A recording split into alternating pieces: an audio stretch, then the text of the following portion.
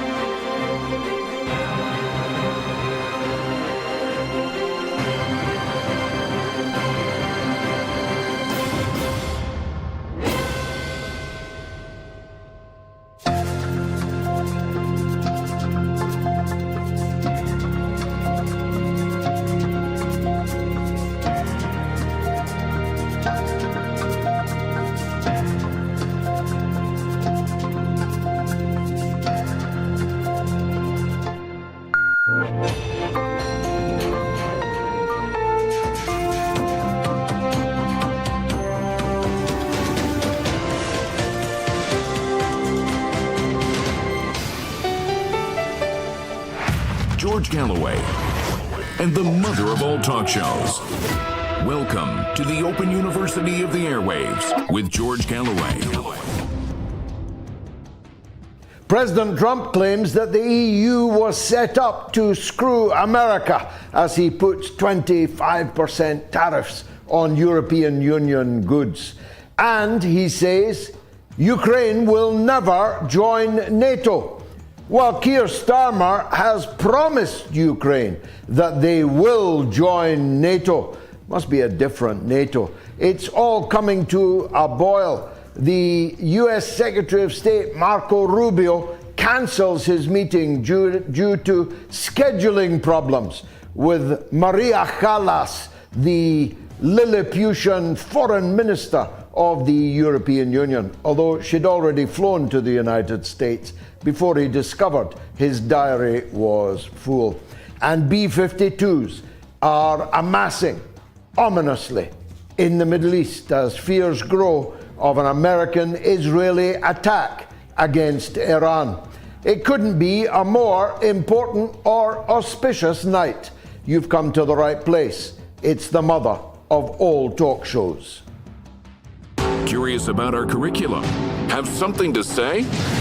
Then call us now to join the debate on the mother of all talk shows. The only education you can get for free.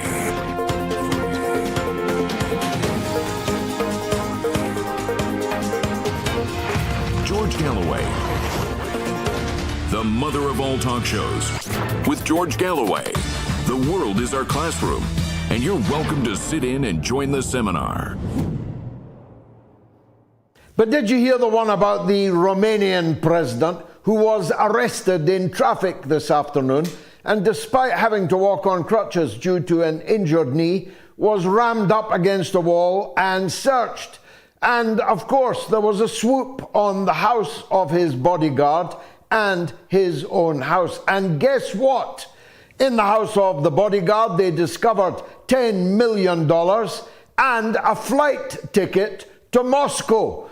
And in Georgescu's house, they found more significant number of banknotes, heavy automatic weapons, and, you guessed it, a Russian passport. It's the old Russian passport and flight tickets to Moscow maneuver. And these jokers call themselves a fortress of democracy.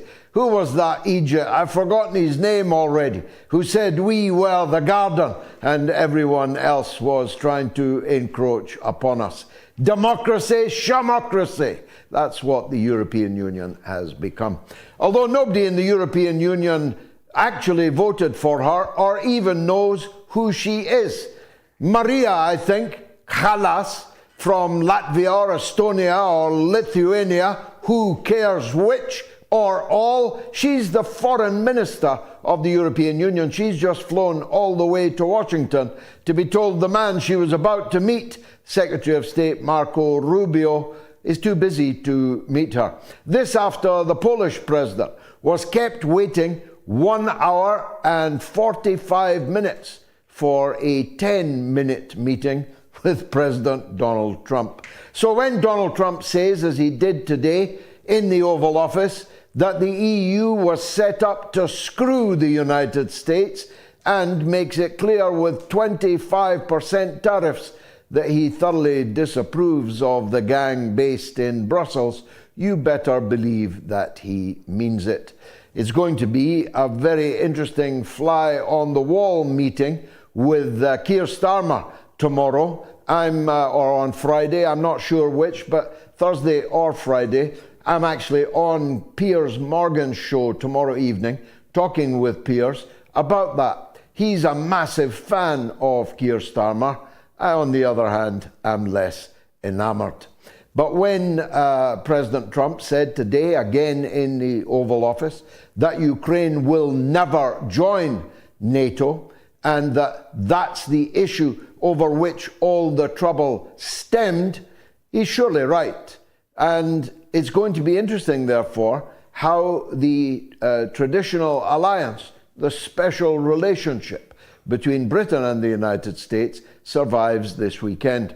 Not only did we gratuitously insult the American people by sending Jeffrey Epstein's best buddy, Lord as he's known, Peter Mandelson, as our man in Washington, but we have promised Zelensky, who's coming to London on Friday, promised Zelensky, not said that we would, but promised Zelensky that Ukraine will join NATO. Well, you can't have it both ways. You either promise they will, or the leader of NATO, Donald Trump, is to be taken at his word, and Ukraine will never join NATO, unless they have another NATO in mind. Merz, the new putative Chancellor of the German Republic, whose grandfather turns out to be, guess what, a Nazi officer. Never ask a woman her age, a man his salary, or a German what his grandfather did in the war. Well, we know what Metz's grandfather did. He was one of Hitler's officer class. And he has an idea. A German-led NATO. A German-led European Union. Hitler had a similar idea, and he very nearly pulled it off, if not for the resistance of the United Kingdom in 1940 and 41, if not for the entry of the USSR into the war, and very belatedly, if not for the entry of the United States into the war, we'd already have a German-led European Union and a German-led NATO. And I'd be speaking to you in German, except I'd probably be in a concentration camp. The only thing that Mrs. Thatcher ever agreed with me about, or told me that she agreed with me about, was my contention that Germany should not be allowed to reunite. It had invaded France in 1870. It had begun the First World War in 1914. It had invaded and conquered most of Europe in 1939 and 1940. It could not be trusted not to do the same again. And Mrs. Thatcher came up to me in the corridor later, after I had said so in the House of Commons, and in her voice-coached voice said, I rather agreed with that.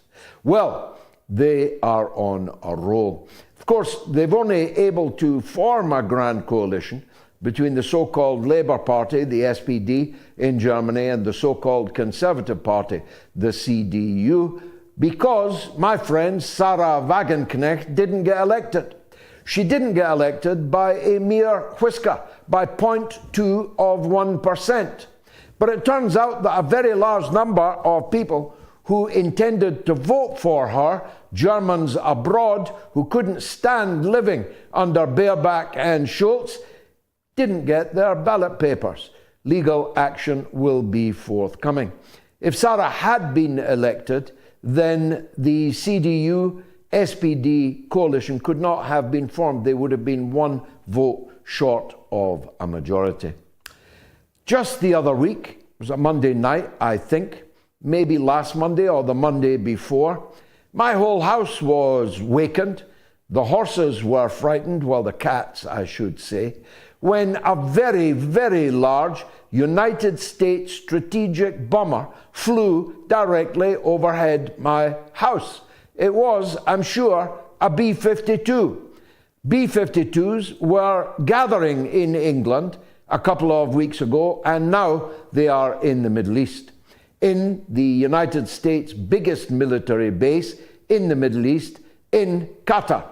In Qatar, they have the mother of all US military bases, which makes you wonder how Al Jazeera is still able to function. Perhaps it's a controlled opposition, who knows? But the war hawks are getting ready to fly out of Qatar. A United States and Israeli strike, attack, military attack, unprovoked military attack, full-scale military attack is expected at any moment. To which the Iranians will undoubtedly respond. Their true Promise 3 is, of course, still extant. And they announced today that Israel should know that Israel's nuclear weapons facility in Dimona is well within the range of their top missiles. So it looks like we're not out of the woods. Donald Trump may very well be committed to ending the war in Ukraine, but he sure seems set on starting a new war in the Middle East. The IAEA, right on cue, has delivered a report that Iran has substantially upped the amount, the volume of highly enriched uranium in its possession. I've said before, I'll say it again, even at the risk of penalty, that Iran is being extremely stupid in not building a nuclear bomb. After all, two nuclear-armed adversaries, the United States and Israel, are at its throat and about to bang on its door. So if it's true that Iran can build a nuclear weapon in 3 to 5 days from their stocks of highly enriched uranium, they would be very well advised to get started right away. It may be too late. The B-52s may be in the air. But however you dice it, it's going to be a very rocky week or so in the Middle East and in West Asia. Now, East Asia, West Asia, East Asia, I should have said. But the big story of the week for many, certainly for our editor, was the cockamamie video put out by Donald Trump. Now, I am an advocate of the following rubric. Don't listen to what Donald Trump says. Pay attention to what Donald Trump did. It's absolutely true that the video he produced is absolutely horrific, though it's only a video. It's only on TikTok. But it is a highly offensive one. It is a genocidal one, because it presupposes the end of the existence of the ancient Palestinian people on their homeland. It shows Trump and Musk and others, tight Speedos and all, laying back and drinking their pina coladas, or in Trump's case, his can of Coke. It shows a Trump GAZA hotel, hence the title of this week's show.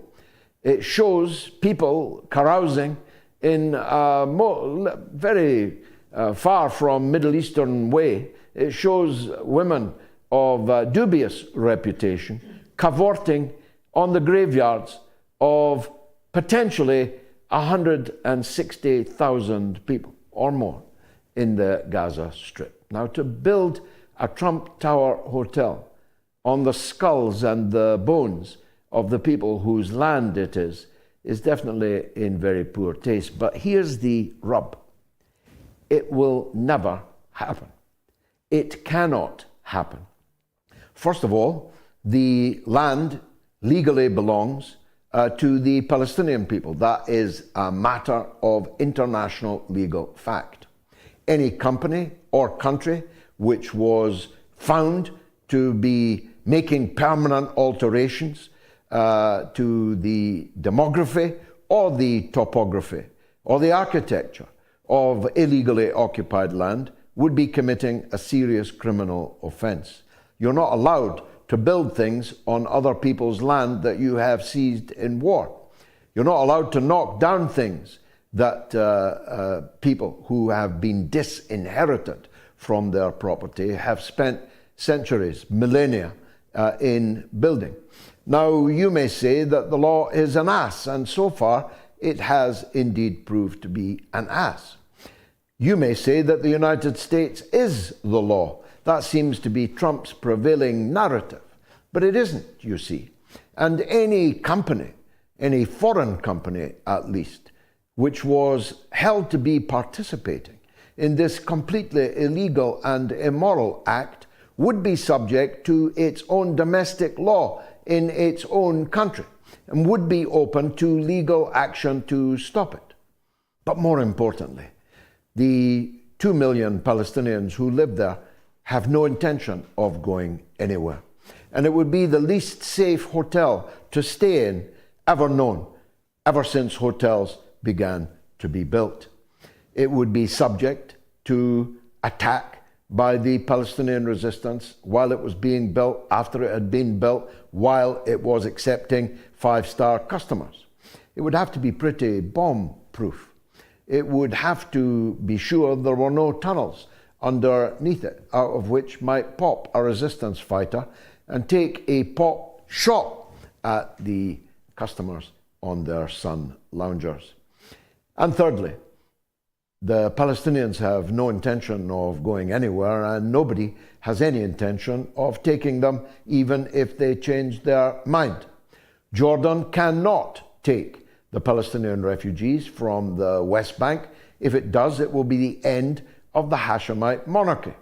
Egypt cannot afford to take the Palestinian people from Gaza, for that would merely be transferring the struggle, now long-lived, between the Palestinian resistance and the Israeli occupier from Gaza to Egypt.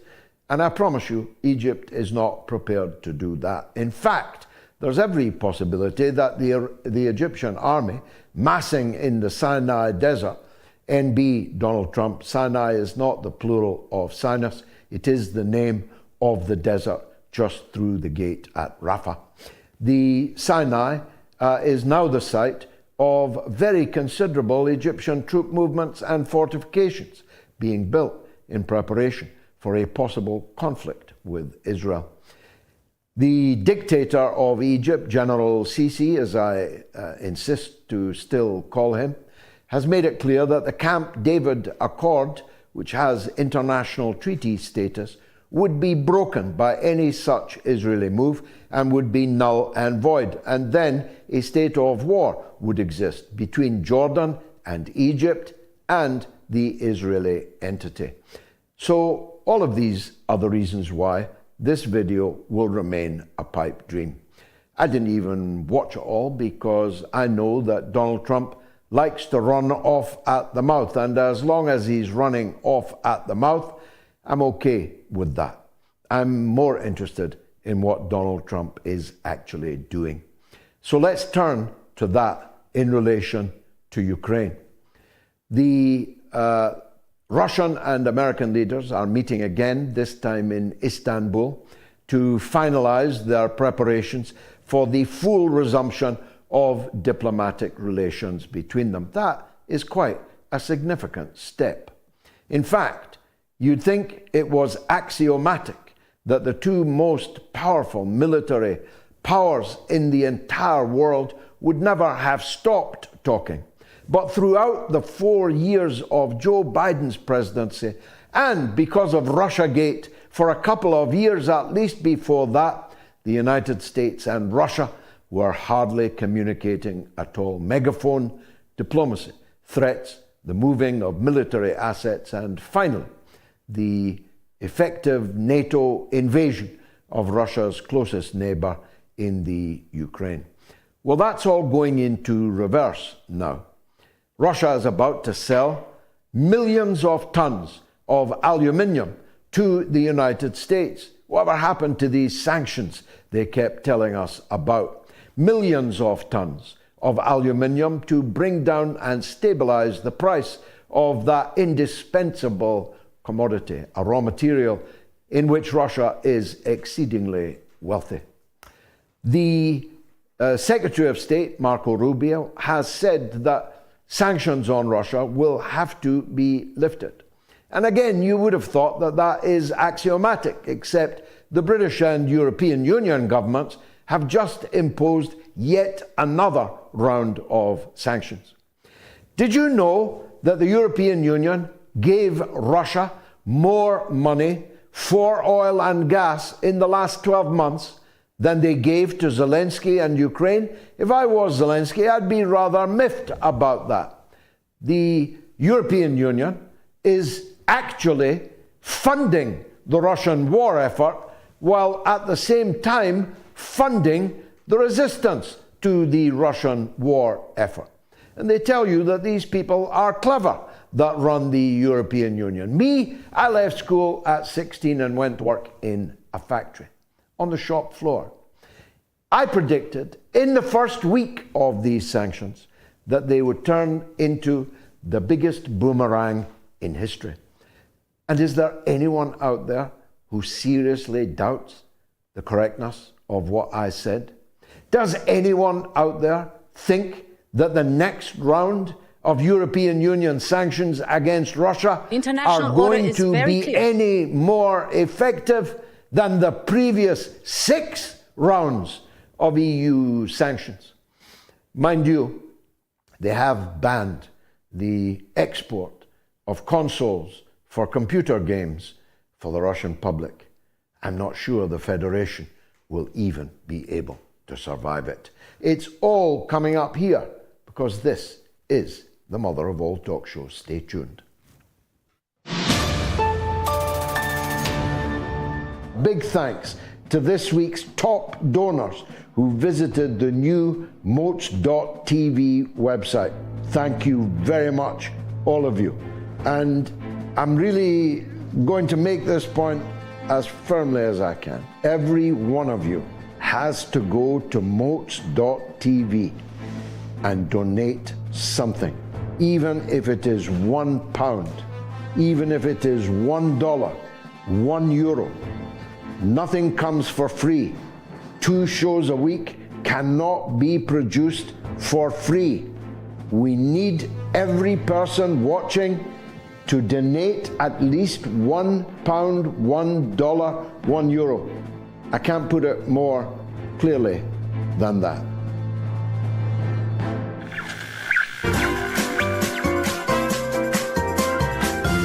You are listening to the mother of all talk shows with George Galloway.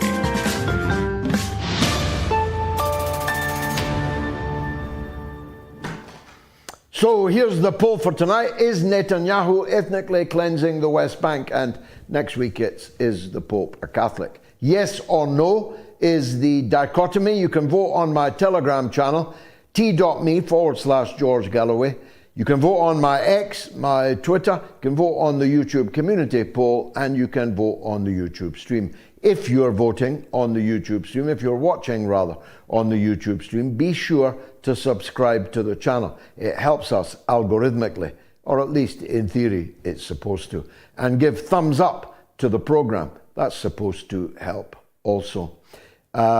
If you want to call the show, it's toll-free in the US and Canada, the 51st state of the Union. They're going to be allowed to keep their national anthem, though. It's +1 844 944 3344.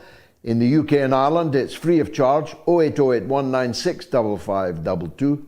And the worldwide number, 0044 203 966 2625.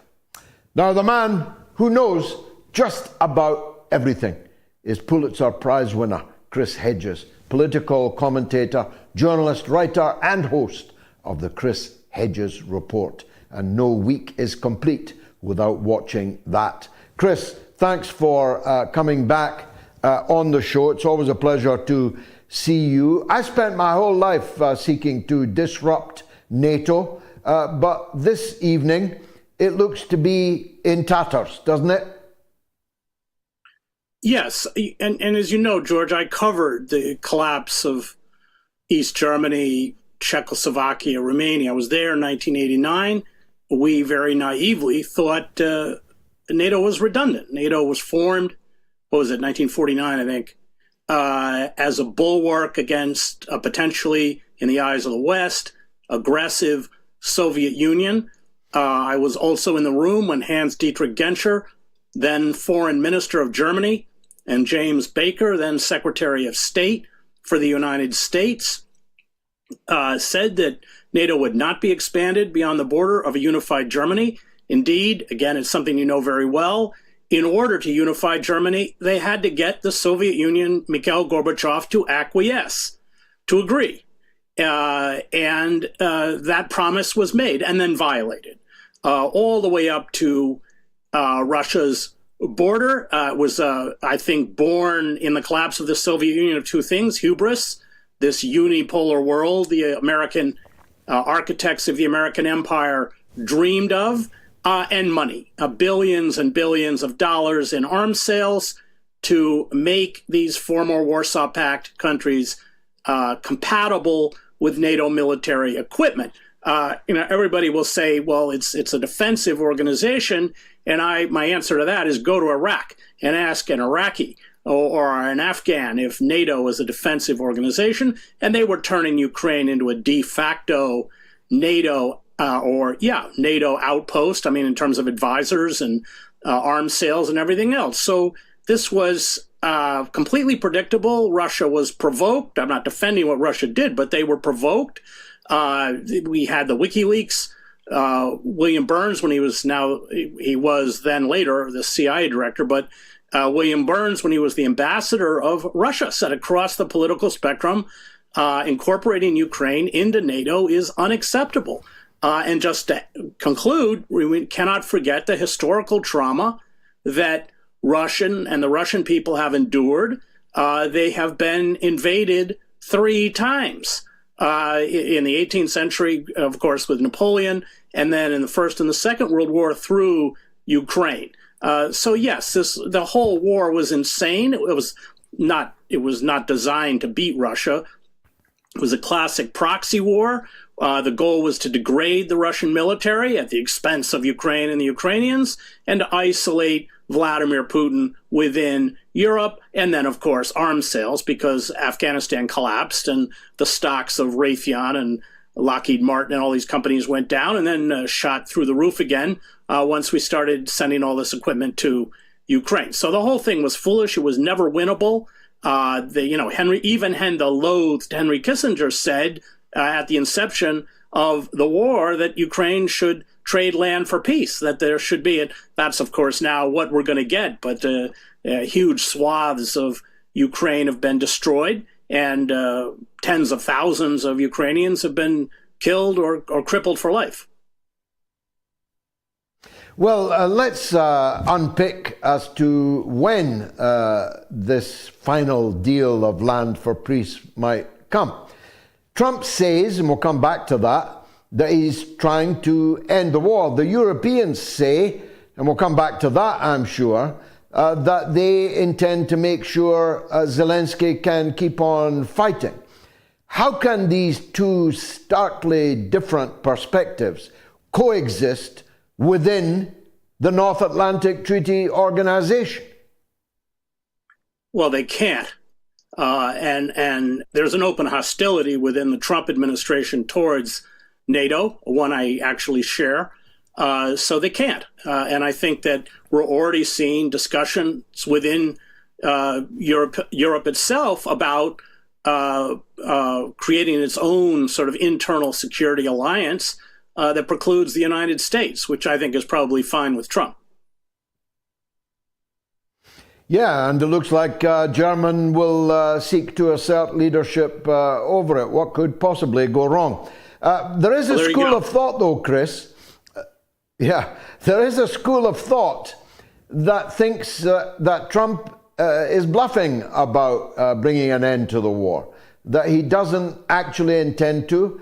And I hear from sources that are well placed that nobody in Moscow yet knows what this peace plan Donald Trump keeps talking about actually is. What is his plan? I don't think he's formulated a plan. You know, he shoots from the hip, nor is he particularly detail focused in terms of policy. So I suspect there isn't a plan, but there's certainly a desire on the part of the Trump administration to rebuild ties with Vladimir Putin and Russia, and a hostility within that MAGA movement towards the funneling of billions of dollars towards this feudal war in Ukraine. But no, I don't think there is at this point a plan. It's kind of inchoate, but that the desire is there, no question. I mean, Trump admires Putin. This is the kind of autocrat Trump would very much like to emulate. And, you know, I oppose what he's, you know, just about everything else he's doing in terms of including fueling the genocide in Gaza and his fantasy about removing the Palestinian population and turning it into the Riviera of, I mean, you know, all this stuff, plus internally. And, you know, although I also have an animus towards the deep state, but that's another discussion.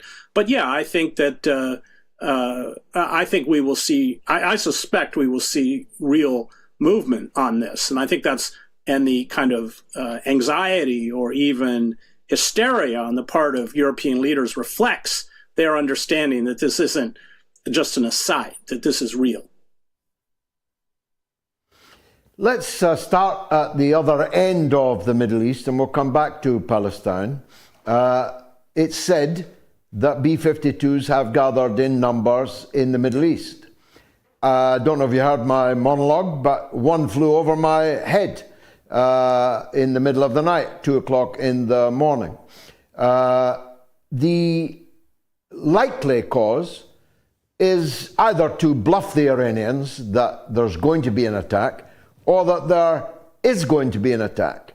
Which do you think it might be?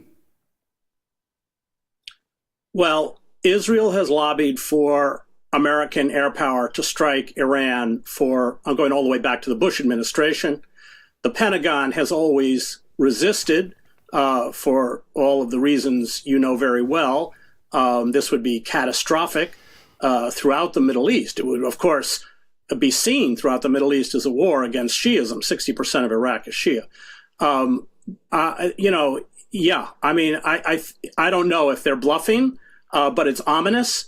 To what extent does the Israel lobby and Netanyahu, can they play Trump?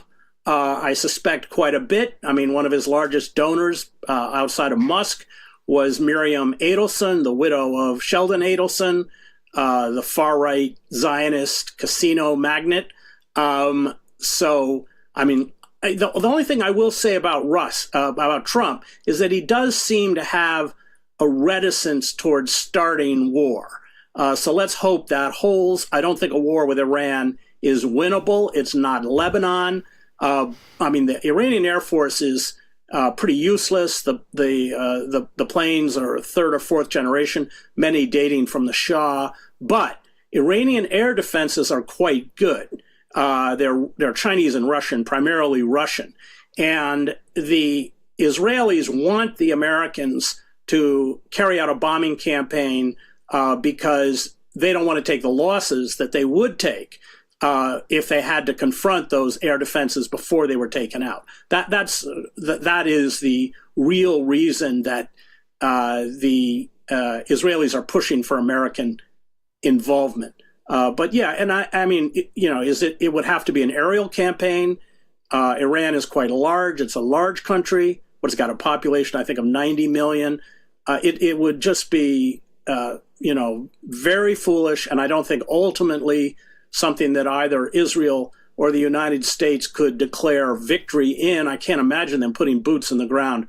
I mean, they'd have to deploy 1 million soldiers in there. I mean, it would just be catastrophic. But it's worrying. I mean, I think it's worrying. Of course, Iran's ballistic missile capability has already been demonstrated to the Israeli public, hasn't it? Yes, with great restraint. Let's be clear. The Iranians kind of showed what they could do. And yeah, I think it's, part of the kind of suicidal folly that the Zionist state has embraced. It's, trying to build greater Israel, and it's just banned all troop movements on Syrian territory south of Damascus. It seized the buffer zone in the Golan Heights. It's occupied parts of southern Lebanon and shows no willingness to withdraw. And it, of course, is still intent upon its goal of ethnically cleansing Gaza and increasingly the West Bank. It will do whatever it can to achieve those goals if there's no intervention, no impediment. And the only way there could be an impediment is if the United States shut off the arms supplies that makes the genocide in Gaza possible and the increasingly genocide-like conditions that the Palestinians are living under in the West Bank. Now, there's no restraint, of course, involved in Netanyahu's government. In Syria, they have now said they will annex no less than 3 provinces of the former Syrian Arab Republic, which effectively no longer exists. There's a Druze breakaway. There's likely to be an Alawite breakaway. There's a Kurdish breakaway. There's a Turkish occupied zone, and so on.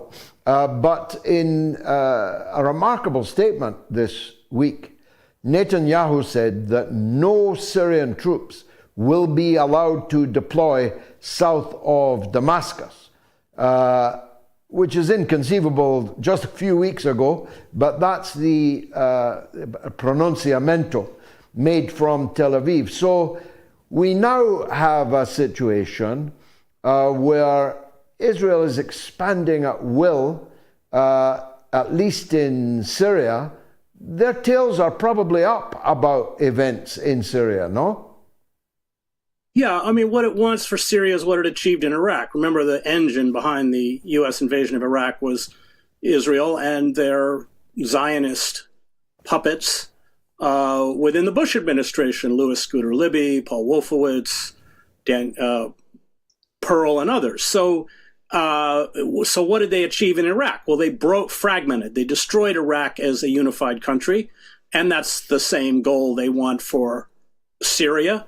I mean, I think one of the most tragic crimes outside of the horrible oppression of the Palestinians in the Middle East is the way Israel, for decades, has destroyed Lebanon, has just turned Lebanon into a failed state.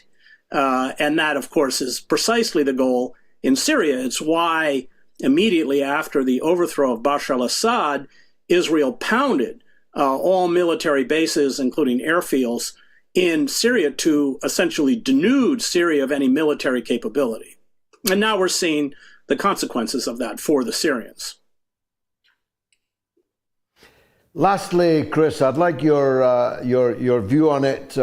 It's not the most pressing thing compared to what we've just been discussing, but important nonetheless. We're told that the client list of Epstein and the papers on the Kennedy and MLK assassinations is imminent. Will it happen, do you think, and where is it likely to point at? I don't know about JFK. I mean, Robert F. Kennedy, until he was assassinated, felt that the CIA was behind or involved in his brother's assassination. That would not be surprising. I don't know if there's a smoking gun in there. I mean, the Warren Commission was stacked with, these are the people who investigated the JFK assassination, with people with deep ties, including Allen Dulles, who formerly ran the CIA and who loathed Kennedy. They were stacked with people who would cover any of that up.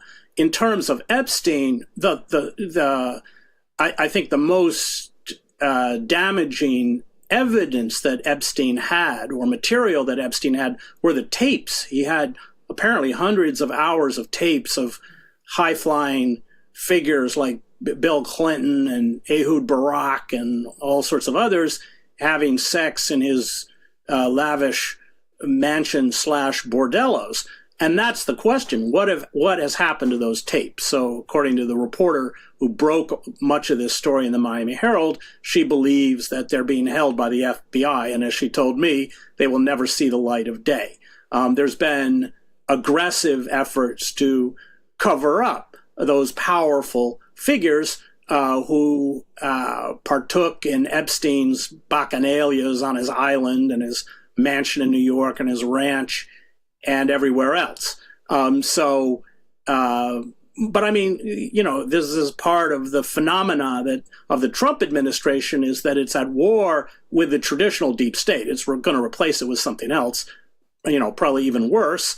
But it would love to take down these figures. So that's an open question. What they have, and is this innuendo, or is there kind of actual proof? But the big issue on Epstein are the tapes, the videotapes. Yeah, apparently Friday is the day. Can't wait to see them. Well, thank you very much indeed, as always. It was a pleasure to listen to Chris Hedges, political commentator, journalist, writer, and host of the Chris Hedges Report. Stay tuned. I'll be right back with your calls.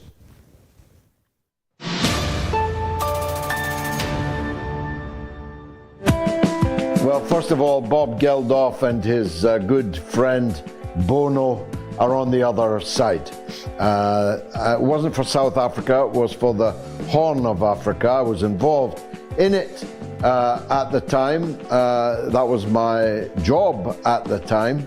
And there were many differences. First of all, it was easy because of Cold War politics to take a stand on the famine in sub-Saharan Africa in 1984-85. I did so myself, but it was easy to do. There was no Ethiopian lobby smearing you as an anti-Ethiopian racist if you got involved in it. There was absolutely gale force wind of free publicity from the newspapers and the television about the famine in Africa at that time. There is zero publicity in the mainstream media about the calvary being undergone by the Palestinian people in 2024. Thirdly, the artists involved lost nothing and arguably gained much by being involved in that charitable enterprise. Artists today lining up for Palestine, like the great Eric Clapton, like the great Roger Waters, and I'm running out of names already, would not only not be benefiting from putting on a Live Aid for Palestine, their careers would be destroyed, would be brought to a shuddering halt if they did. So I'm afraid none of the conditions which made possible the Live Aid phenomenon exist over Palestine. Indeed, quite the contrary.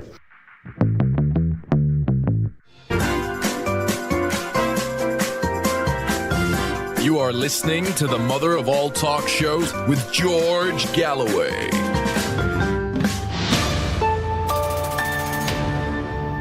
million Is Netanyahu ethnically cleansing the West Bank? Answer yes or no on my Telegram channel, t.me/George Galloway. If you don't follow me on Telegram, you really ought to. It may be the castle of last redoubt. And on X, on my Twitter, on the community poll, YouTube community poll, and on the YouTube stream. So far, predictably perhaps, the vast majority have answered in the affirmative. Let's take our first call of the evening. In England, Brighton, Damien, who wants to talk about the UK. Go ahead, Damien. Good evening, George. George, I'd like to talk about the UK's position in the world. So we have been told by successive prime ministers that it's in the UK's national interest to follow the foreign policy and the neoliberal economic policy of the American empire. So let's look at the facts to see if that assertion is true. The UK economy is weak and the British Army is weak. Over 14 million people live in poverty in the UK. Economic growth is stagnant and inequality and debt are at record levels. We aren't trusted by the majority of countries in the world because we have engaged in America's illegal wars against other countries, and the current Prime Minister, Keir Starmer, is aiding and abetting the genocide of the Palestinians, which is a permanent stain on the history of this country. So the claim that it's in our interest to follow America is not only false, it's the opposite of the truth. But that isn't my main point, George. My main point is that UK government's power has derived from America, but by reconciling with Russia, Donald Trump has effectively cut that power supply off, and he has left Keir Starmer looking like one of the Japanese soldiers fighting in the jungles in the Philippines in the Second World War, refusing to believe that the war's over. And I would suggest that rather than grieving about the loss of America's backing, the UK should use it as an opportunity to become an independent nation instead of being a vassal state of the empire. And instead of being a vassal state, we should improve our relations with other countries, become an honest broker in international relations. So what I'm saying, George, is that we need to face reality. Another world is not just possible, it's actually forming in front of our eyes as we speak. We need to accept the reality that we're now living in a multipolar world, and we need to repair fences and improve relations with other countries rather than poisoning them, as Keir Starmer seems intent on doing. Amen to all that. Brilliant call, Damien, getting the show off to a flying start. I think your comparison between Keir Starmer and the Japanese soldiers in their foxholes long after the war had ended, refusing to surrender, is absolutely brilliant. I can feel a meme coming on with Starmer going old Japanese. That was Damien in Brighton. Now, you can leave comments on the YouTube if you're watching there. Just scan the QR code now and leave a comment on the YouTube stream, and I'll try and read them out. Michael Green he says, Trump's going to fund arming Ukraine once Zelensky signs over the rare earth minerals. And Baron Saturday says, Trump's video is the darkest video I've ever seen. Definitely pornography, that's for sure. Level 50 says, Musk in a Speedo is a crime against humanity. I must say, I thought Trump in a Speedo was even more so. Bambalai 7 says Netanyahu is definitely angry about the hostage kissing a Hamas member on the forehead. In fact, kissed 2 Hamas members on the forehead. Shelley Weldon says, let Morgan have it. You can definitely school him well. But to be fair to Piers Morgan, he keeps coming back for more. So I'm on with Piers Morgan tomorrow around 6:30, 7 o'clock, something like that. And I'll be talking about Starmer's visit to President Trump. let's stay in England, Solihull in the Midlands, where Carol wants to talk about Starmer and Ukraine. Go ahead, Carol. Good evening, George, and thanks for having me on. It was my first attempt at calling in, so I'm really pleased that I've managed to get on. Welcome. I was listening to an episode of Dialogue Works. I don't know if you've heard of that podcast with Nima Al-Kashid, and he was interviewing Alex Craner today. I don't know if you've heard of him. Yes, oh yes. Have you? Right. So Alex Craner was saying that there's been a leak from Ukrainian intelligence, which was revealed through a Czech news agency portal called A&E News, which is quite credible usually, according to Alex, which says that within this 100-year support document that Starmer has signed with Zelensky, pledging support for 100 years, that there's a secret appendix which turns over control of all Ukrainian ports, gas storage and deposits, and titanium deposits to the UK, which is why also Starmer is quite eager to put these 20,000 troops in there to oversee this. And I wondered whether you thought that was credible. Well, look, first of all, I think that Ukraine has exponentially exaggerated the amount of rare earth materials under its soil.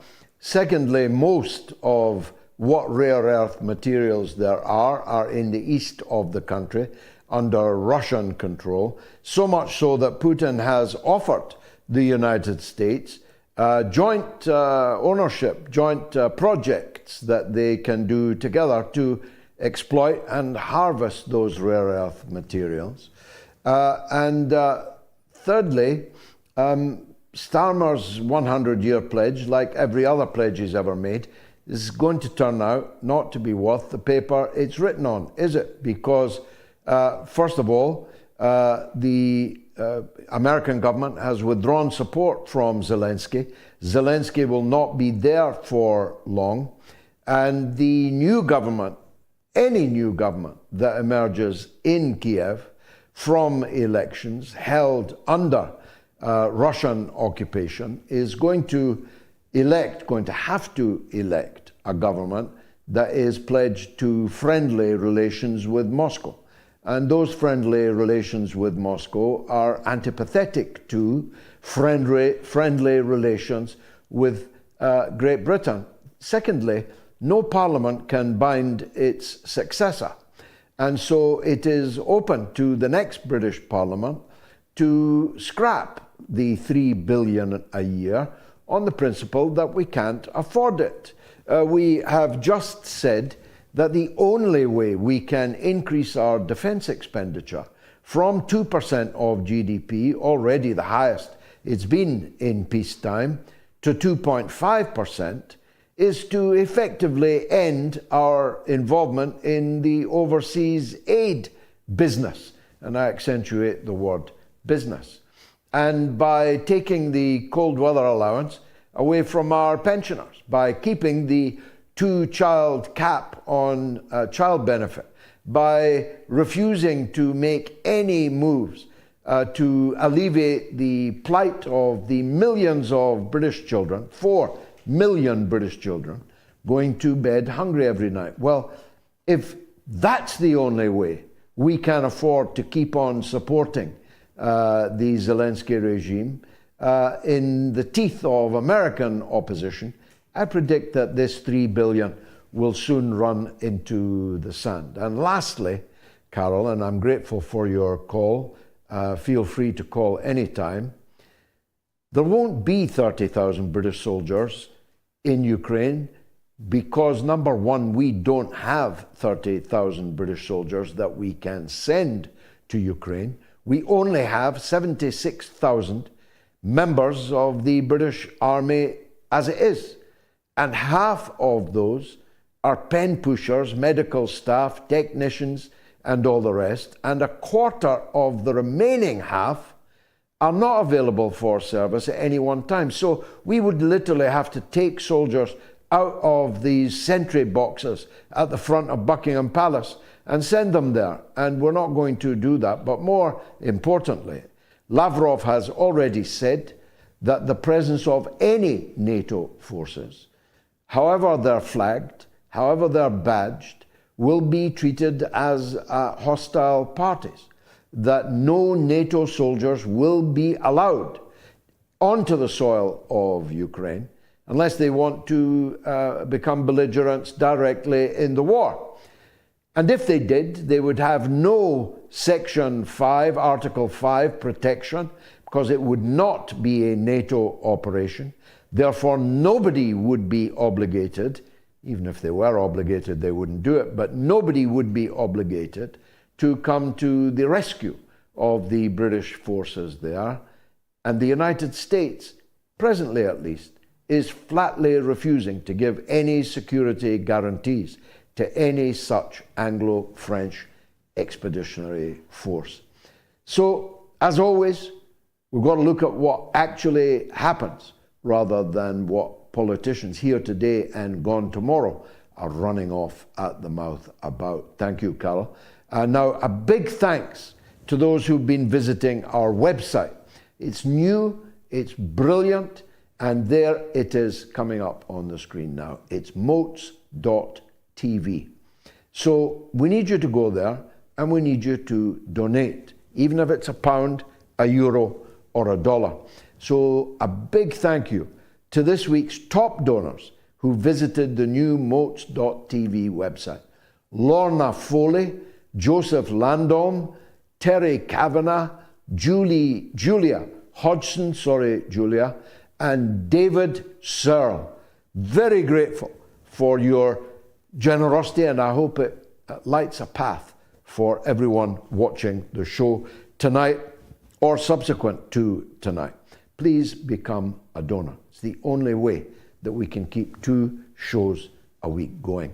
Faraz is in England, in Cambridge, but wants to talk about Trump. This is the global university of the airwaves, after all. Faraz, welcome. What do you want to say?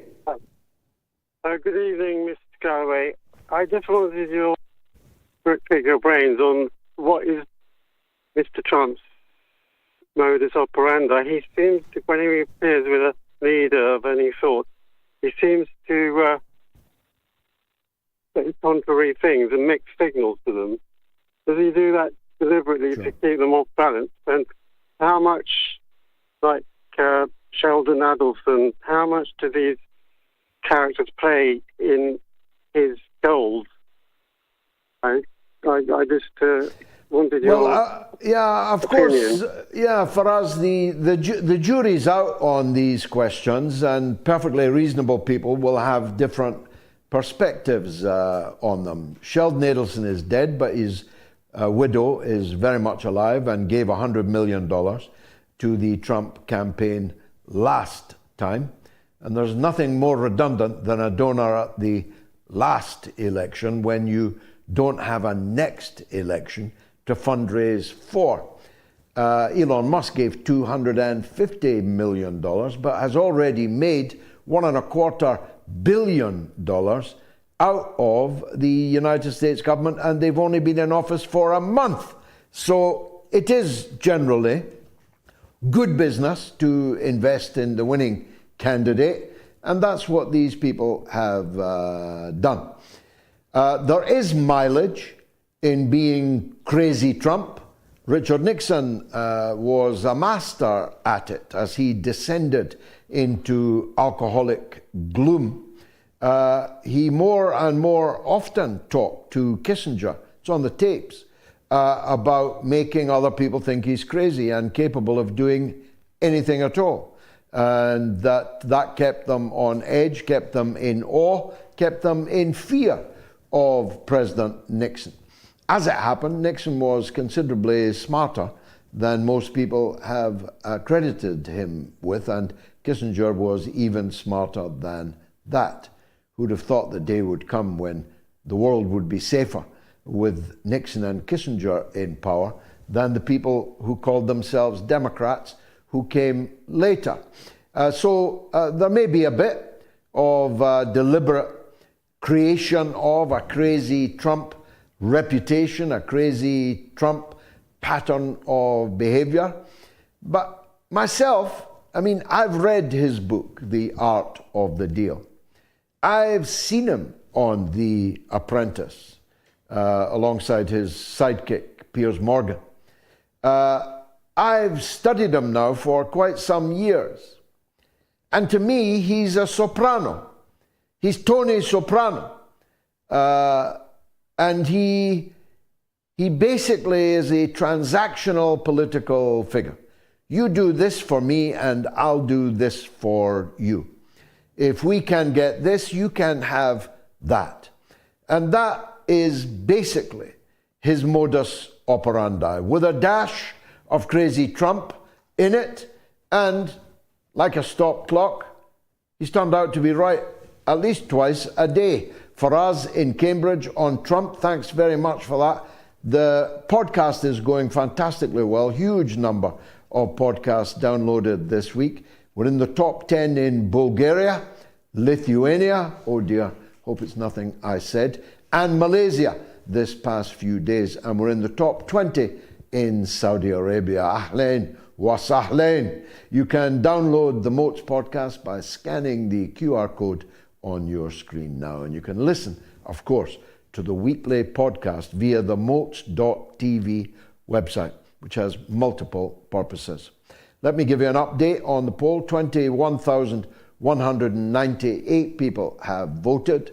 You can still vote on my Telegram, on my X, on the YouTube community poll, and on the YouTube stream, but it's 95% yes on Telegram, 88% yes on X, 92% yes on the community poll, and 96% yes on the YouTube stream. You've still got about 45 minutes to affect that vote, either quantitatively or qualitatively. Please do so. Now, coming up after the break is a guest we've tried some time to get. He's quite a considerable brain box. Shaun Rein is the founder of the China Market Research Group and author of a great book called The Split: Finding the Opportunities in China's Economy in the New World Order. And he's up right after a short break. Stay tuned.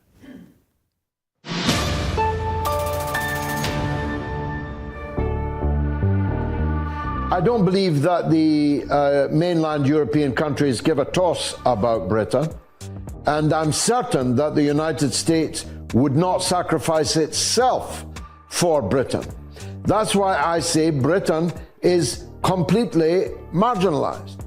As for the Trident missiles, of course, if the United States, which has dual control over these missiles, gave permission for them to be launched, of course, they would incinerate Russian cities.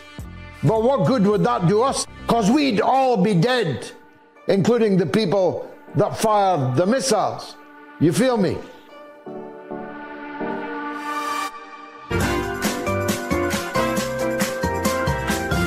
You are listening to the mother of all talk shows with George Galloway.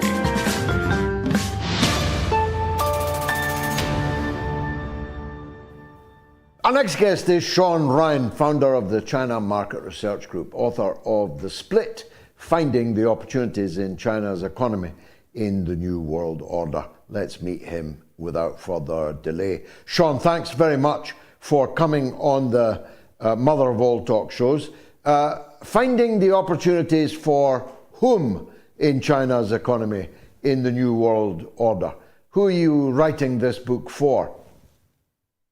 Well, it's great to be here, George. Happy Chinese New Year. Happy Year of the Snake to you and your audience. I think what we've seen for Europe, for the UK especially, is that you can't really trust Trump right now. As you just mentioned, he's very transactional. He started off his administration by targeting Canada, targeting Panama, targeting Denmark. So I think there's a question throughout the entire world right now is, how are we going to generate profits? if you're a European country. And the reality is you have to look towards the global south. I like to call it the global majority. And a large part of those profits are going to be driven by China. We estimate that over the next 5 years, a third of global growth is going to come from China.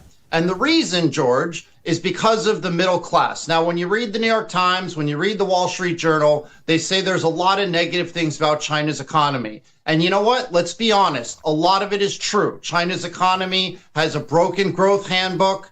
It's slowing. Retail sales only grew about 3 to 4% last year. But the key is that Xi Jinping has focused on improving the quality of life for low-income and middle-income Chinese. There are about 400 million of them right now, but over the next decade, George, we estimate that number to double to 800 million. So in many ways, China's political system has helped low and middle class Chinese better than the American system has helped low and middle class Americans. And that's why this book was written for businesses to understand, if you want to sell into China, understand the Chinese consumer, because that's going to be the major growth driver for the world. Yeah, I mean, he's effectively building domestic demand by uplifting the standard of living of low-income and middle-income Chinese people, isn't he? Is that because he thinks one day the Chinese economy will depend on domestic demand, or because he wants to send the message to foreign companies that they can have a piece of that growing market? I think part of it is ideological, frankly. I think Xi Jinping and the current CPC really care about the low and middle class. Over the last 20 years, basically the 10%, as I write in my book, The Split, or the wealthy people have benefited from the economic reforms. But the Gini coefficient got too large. The rich got too rich, the poor got too poor. And it was really an unfair society that was ravaged by corruption. And so Xi Jinping came in with the idea that we need to help the low and middle class Chinese. I don't think it was so much about attracting FDI from the Europeans or the Americans, but I think he's almost got a messianical belief that he needs to help everyday Chinese, because if they don't, what's the point of being a communist party? And so he's focused on getting access to healthcare, access to education for Chinese, and that obviously is helping China become a good FDI investment. I'll give a great example, George. I was in Tibet recently. Now, a lot of people say Tibetans are oppressed. I just don't find that true. I interviewed a 42-year-old Tibetan. He was the party secretary of his small village. And he told me that 5 years ago, it used to take 48 full hours to drive from Lhasa to his small village. 48 hours. I drove it in 45 minutes because the Chinese government has invested in infrastructure. They're building roads, they're building trains, they're building subways to help get Tibetans who were living like in the 17th century just 20 years ago into a modern era economically. So what this party secretary was able to do was he opened up a hot spring hotel in his village. And so he's attracting all the Han Chinese tourists to come to his village. They're making a lot of money that way. But perhaps even better, George, is that it only takes 3 hours for his kid. It used to take 3 hours for his kid to go to school and commute every day. Now it only takes 7 minutes, from 3 hours to 7 minutes because of the roads. So because everyday Tibetans, because everyday Chinese are getting access to healthcare and education, that's creating this giant middle class that's good for European businesses to target to. The staggering scale and quality, I should say, having traveled on them, of Chinese infrastructural development is it's almost leaves you short of words. I mean, for example, last week China successfully tested a 1,000 kilometer per hour train, a vacuum system. Now, frankly, I think that's too fast. Frankly, I'm not sure we'll ever see it. But it is an example of how China continues to reach for the stars. And its infrastructure, compared with the shocking state of infrastructure in Western countries, may be the most graphic illustration of how China's on the way up and the West is on the way down. Yeah, I agree with that, George. The infrastructure spend here is incredible. It's very common for the high-speed trains to go 350 kilometers an hour. As you mentioned, the government is trying to have high-speed trains go up to maybe 1,000 kilometers an hour. In the United States with Amtrak, it's like 90, 100 kilometers an hour, and it's dirty. It's dangerous. But I think the key is the government has spent so much on subways, on trains, that I think you can look at a society as how strong it is based on how good the public transportation is. So I drive my own cars, but actually in Shanghai, where I live and where I am right now, I typically take the subway to get to work or to get to a meeting rather than drive a car. It's cheap, it's clean, it's fast, it's safe. So when you even have wealthier people are deciding to take public transportation, that really shows how strong and good the government spending has been. The infrastructure, I really hope that all of your listeners, whether they're in Malaysia or Lithuania or Romania or Bulgaria or the UK, come visit China, because it's a wonderful place to visit right now. The safety is what's really key. A lot of people ask me, Shaun, what's one thing I should know about China? And that one thing, George, is probably the safety. You can walk around at 2 o'clock at night. You're not going to be gunned down. There aren't drug gangs. It's really a safe environment, and a large part of it is being driven by this infrastructure spend, as you rightly pointed out. Amen to that. Now, you mentioned Trump's animus, which waxes and wanes. The MAGA crowd seem to like Russia a fair bit, but they don't really like China. Unless they're Chinese Muslims. They don't like Chinese, they don't like Muslims, but they love Chinese Muslims, and they fabricate their, Gayatri and I are going to make a documentary this year on that subject, but the MAGA crowd generally isn't positive towards China, but Donald Trump today said, and I'm quoting him directly, I could call it the China virus, talking about COVID-19. It would be an accurate description, but out of respect for China, I'm no longer going to. What's your latest taking of the temperature of Trump's attitude towards China? So that's a great question, George. And if you want, we can talk about Xinjiang, where the Uyghurs are. I've been there 3 times in the last couple years. I visited cotton fields. I visited cotton factories.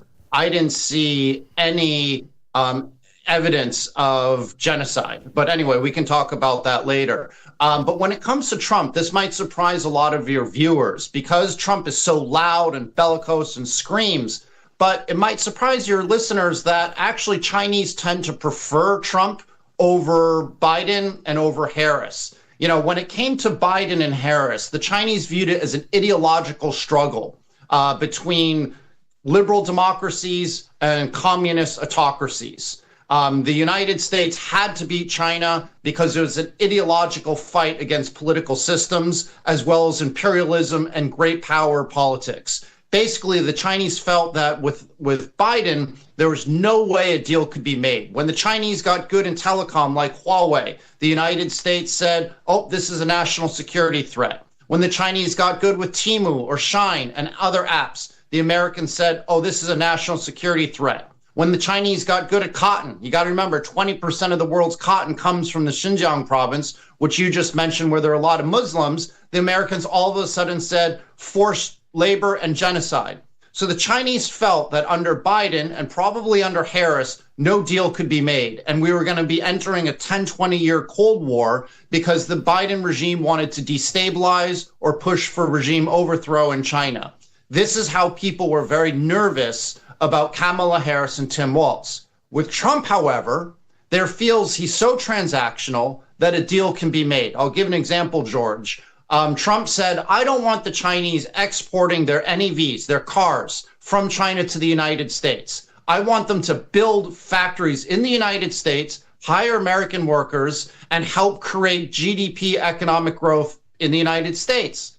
Well, that's fair. I mean, that's what the Chinese did to the Americans and the Europeans in the 1990s, to a Ford, to a GM, to a Volkswagen, and said, if you want to get access to China's middle class, you need to build factories in China. So I think the Chinese feel with Trump, there's a pathway for doing business, whether it be opening up a factory in the United States, whether it be with TikTok selling 50% of TikTok shares to an American investor. Under Biden and Harris, there was a feeling no business could be done. Under Trump, because it's so much how I give you money, you give me what? Exactly what you said. It's a transactional nature. Chinese tend to prefer Trump. Now, what I think he's going to do is a shock and awe strategy. He's going to use war hawks like Marco Rubio, like David Perdue, to try to scare the Chinese, but then he'll bounce back and say something nice like, I don't want to call it the China virus. But a week from now, he's going to put maximum pressure on them because Trump,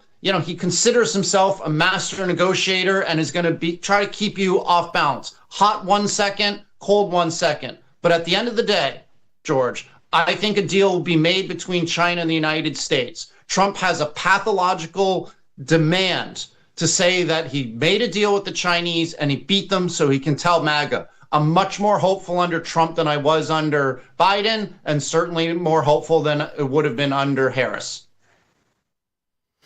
Yeah, I think I concur with you about that. Just en passant, these liberal democracies of which you speak ain't looking so liberal or so democratic these days. Ask the Georgescu, the man who would have been the president of Romania. You could ask that of many involved in elections over the last period. Many who've been arrested for freely speaking, freely expressing themselves, and so on. But you're absolutely right that for the Democrats, for the social democrats across Europe, their animus towards China is ideologically based, whereas Trump's will be much more likely to be about who gets what from any improvement in the relations. There have been many bones that stuck in the throat of the ideologues. Tibet, as you just talked about, was one, Xinjiang another, the Falun Gong, any number of bogus casus bellicose. But the one that has persisted and has the greatest capacity to destabilize is the question of Taiwan. This is an ideological question too, isn't it? And it's one that the ideologues in the leadership of the Communist Party in China cannot leave forever. It's a thorn in their eye that a part of their national territory is not a part of the country proper, is not a part of the People's Republic. What sort of timescale do you think we're working on in relation to Taiwan? And could that even now upset the apple cart with the West? It's a good question, George. So David Perdue, who is Trump's ambassador designate to China, wrote a column a few months ago saying that the Chinese are looking to invade the United States, implement a communist system, and implement their political system and way of life on the United States, threatening American democracy. I don't see that happening. You look all over the world, there's a lot of fear-mongering that China is going to become an imperialistic power or a settler colony-like power like the United States and the UK. I don't see that happening. I do see, however, rightly, that China wants to control what it deems its own areas. So Xinjiang, Tibet, Hong Kong, Taiwan. I don't see it invading Australia. I don't see it invading Vietnam or the Philippines. But what it considers part of its dominion, part of its country, it will fight for. And that is Taiwan, frankly. Now, however, when you look at Taiwan, I expect that over the next 5-10 years, China is going to continue to reunify peacefully. Now, let me give you some ideas. And I wrote this in my book, The Split. What a lot of people don't realize is that over the last year and a half, China has launched a charm offensive to the Taiwanese people and Taiwan's government and opposition party. So Here's a couple examples. First, for Taiwanese businessmen, if they want to invest in Fujian province, which is the province closest to Taiwan, they're allowed to get special economic benefits. They can get special health care and special education benefits. In other words, China's trying to win the hearts and minds of everyday common Taiwanese families and businessmen. Move to Fujian and you can integrate into society well. But even more importantly, Xi Jinping himself, the current chairman of China, met with President Ma, the former president of Taiwan. So Ma came into China, met with Xi, was feted as a hero, toured around the country. And over the last year and a half, China's government has been taking a lot of meetings with senior Kuomintang. So the Kuomintang, or the KMT, is the opposition party who believes in the one China principle. They're spending a lot of time meeting with these political leaders, which signals to me, because the Taiwan's president term is 6 years, that China is going to wait at least another 6 years to hope that the KMT is going to become the next presidency and look for a more peaceful reunification. I haven't seen any examples where China is becoming more aggressive towards Taiwan. I don't see that there's going to be any provocation where China is going to launch a military invasion or pushing for unification that way. They're going to aim for peaceful through winning the hearts and minds of Taiwanese opposition party, the Kuomintang, as well as everyday Taiwanese. This is what China did with Hong Kong. You know, after the turnover, they really rolled out the red carpet for the tycoons, for people like Li Ka-shing, in order to make money in the mainland, because he was viewed as sort of a bridge between the Hong Kong people and mainland China. Now, that didn't work so well, as you've seen with the unrest in 2019, but this is what China likes to do. They don't like to use military. Again, you have to remember, over the last 40 years, China hasn't shot a single bullet in war overseas. They only have one military base versus America's 850 overseas. So the United States is a settler colony, very vicious militant power. China, frankly, George, just isn't that. I'm not worried about military action over Taiwan. I'm more worried about military action over the Philippines and the United States trying to provoke a proxy war over the Philippines the way that they provoked a proxy war in Ukraine. Bongbong Marcos, the president of the Philippines, has taken a very strident, angry, almost militant-like view towards dealing with China. But I'm not worried about Taiwan, George. Now, finally, I don't know how easy this is for you to answer, but I want to put it delicately. Both Russia and China are led by extraordinarily significant people, people who will be remembered long in history, but neither of them is a spring chicken. How shock-proof is the Chinese system to all things must pass, to the incapacity or death of its leader? So this is one of the concerns the wealthy 10% of Chinese have. You know, they're worried about succession issues.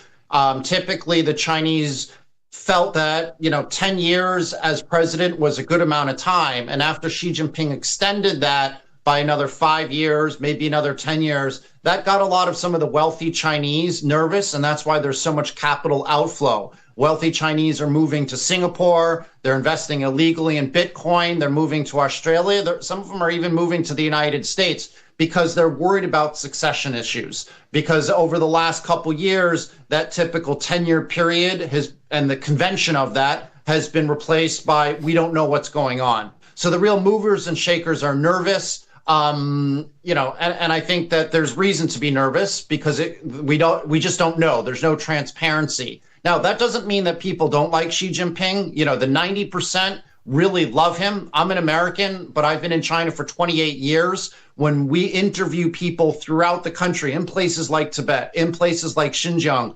support for Xi Jinping is extremely high amongst the 90%.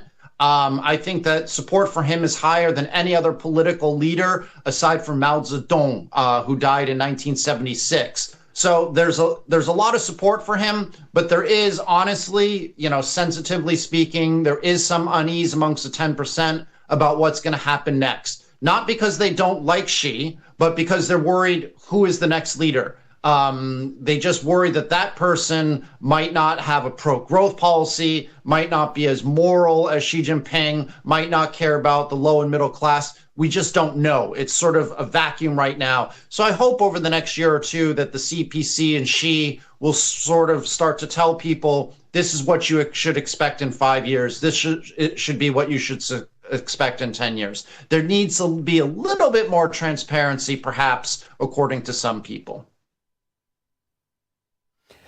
Well, we waited a long time to meet Shaun, but you are definitely worth the wait, and I know that the audience thinks so too. Thank you very much indeed for joining us. Shaun Rein, founder of the China Market Research Group, author of The Split, Finding the Opportunities in China's Economy in the New World Order. I don't know about you, but I found that absolutely riveting.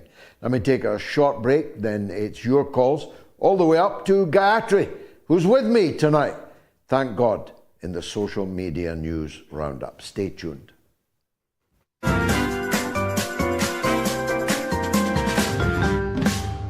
You know, and it's a very, thank you for, you know, I'm a big fan of your show, Gigi. Great debate, great. And I'm Scottish. I'm very passionate about what's happening there, you know. I had a great mom. She was Scottish, Mary McLeod. She taught me well. She taught me well at everything, including golf.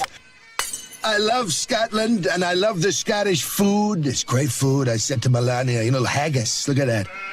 What's more Scottish than that? Me. I am that haggis. She said, what, thin-skinned and full of crap? You are listening to the mother of all talk shows with George Galloway.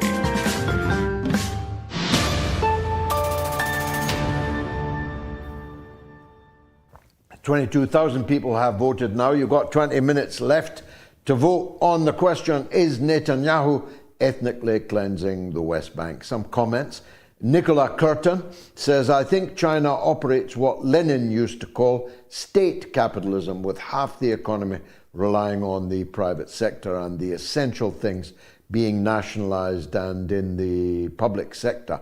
And Igor Boxer says, China is advanced. It's 10 times faster in transport and growing 10 times faster in its economy. It's crazy. Even the Tibetans in India want to be in China. Well, our children all go to Chinese school. Jimmy Chin says most people have no idea that China was 1,000 years ahead of the rest of the world at one point in history. And Lorshek Molse says the nanny of the Dalai Lama has been Heinrich Harrer, 2-digit Austrian Nazi Party member who had 7 years of SS amnesia in Tibet. I can't vouch for any of those facts, but they're interesting. Sammy Gitt says thanks to sanctions, in a few years, China will complete the monumental work of building an entire alternative tech stack, one that's sanitized so the world can finally be free. Gosh, I hope so. Let's go to Canada, where Bill wants to talk about America. Aren't you part of America yet, Bill?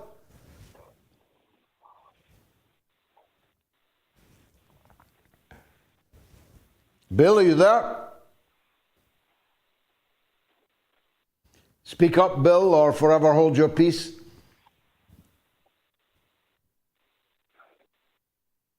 We'll come back to him. Okay, we've got some terrific donations coming in, and I must mention them.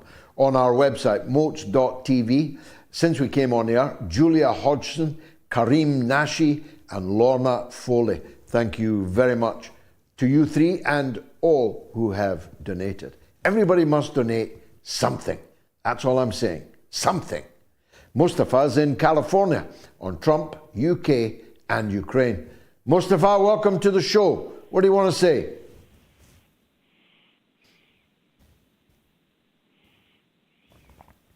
He too is lost. Mustafa? Mustafa, are you there? Hello? Yes, Mustafa. Welcome. Speak up and tell the world what's on your mind. This is Muzaffar. I am from Mars. I hope you remember me. Okay. Muzaffar from Mars, you're welcome back. Did Elon Musk bring you back with him? I don't care about him. Okay, go on. Well, Sir Galloway, like wine, you get better with age. In episode 231 of MOATS, in less than 2 minutes, I identified Earth's problem and offered a solution. You showered me with praises. You showered me with praises. Except for one minor point, you agreed with me in totality. Sadly, the outcomes of the problem has been painfully slow. I will now suggest a new and relatively simple remedy. It'll take courage and fortitude to implement it. President Donald Trump will have to play a key role to resolve this tragic drama unfolding on humanity. President Trump's famous TV show, The Apprentice, must be resurrected. Among the final 3 candidates, Zelensky has already been fired. Now the master of ceremonies must choose between the final 2 candidates, Putin and Netanyahu. My humble advice to President Donald Trump, Netanyahu, you are fired. Amen. Amen. I'm glad you've come back from Mars because you are a blast of piercing logic and a wonderful voice. I'll be with Gayatri in California in late September, probably in Anaheim. Mustafa, if you're anywhere near there, come and see me speak. Thank you very much. Is Netanyahu ethnically cleansing the West Bank? Well, over 22,000 say an overwhelming yes. Let's go to the Oracle, who is, of course, Simon, weaponized news and a legend on the mother of all talk shows, on the Ukraine minerals deal. Simon, what can you tell us? Greetings to you, Mr. Galloway, and to your worldwide audience. Well, in order to try and make Keir Starmer's visit somewhat moot, the Americans has desperately stitched up at least half of the mineral deal with President Zelensky. It's been announced that the Ukrainian government cabinet, all that counts for, has approved the deal. A revised version was given to Reuters, who published it, which was slightly different from the version previously put out by the FT. Some very, very notable changes in it is that there's no fixed amount, which Zelensky, minutes ago on Ukrainian TV, has been describing as a great success, saying that he no longer owes the Americans $500, $350, or even $100 billion for aid that had previously been delivered unconditionally, in his opinion. And yet what he hasn't really noticed is, whilst having taken the number out, there is now no limit on what they own the Americans, simply that they're going to have to put 50% of all of the money from their future extraction of natural resources into a fund which is jointly owned by America. And when it says jointly, that's not 50-50. It turns out that this bilateral agreement, as I've been stating on my Twitter feed, I'm from Florida too, all day, and as Zelensky has now just acknowledged on Ukrainian TV, this is what is called a framework agreement. So that's like a Christmas tree with no decorations. And then you fill it out with the glittery bits that are the most interesting things to look at. That's going to be subsequently negotiated after he visits to do the ceremonial signing on Friday, the day after Starmer's been politely ignored. And then they will be negotiating what is called the fund agreement.